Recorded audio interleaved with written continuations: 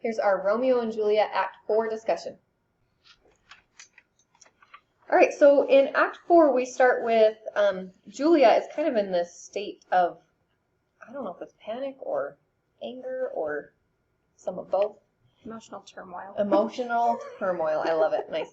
And so she goes to Friar Lawrence's cell, and she says this to him. He says, basically he tells her, I understand, you know, I feel for you. I hear that you're supposed to be married next Thursday to Count Paris.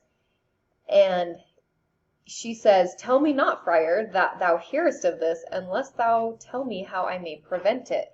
So she goes to Friar Lawrence's cell, basically saying, I need your advice. Don't tell me that you feel sorry for me. Tell me how you can help me fix this.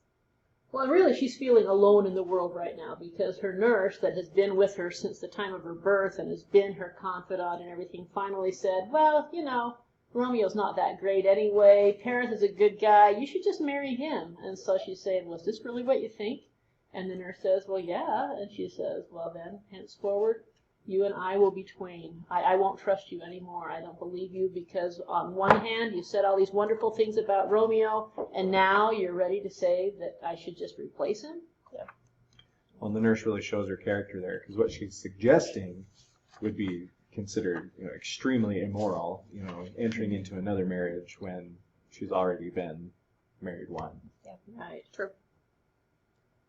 Okay, question 2. What plans do Friar Lawrence and Juliet make? So they're really in a tough spot here because nobody knows about the wedding yet. If he tells them about the wedding now, it's likely to cause a whole bunch of problems with Romeo away in Mantua. And so the plan they come up with, remember he is really good with plants and herbs and knows all about those things. So he has made a potion that she can take that will make her look dead. So he says, go home and tell him that you agree to marry Paris. And then at night, he says, Wednesday is tomorrow. Tomorrow night, look that thou lie alone. Let not the nurse lie with thee in thy chamber. And then take this potion that I've made and drink it, and it'll make you look like you're dead. It says, in this borrowed likeness of shrunk death thou shalt continue 42 hours. And then awake as from a pleasant sleep. So 42 hours, that's like a day and a half, almost 2 days, that she'll look like she's dead. Her limbs will be cold and stiff, and there won't be any sign of blood pumping through her body or anything.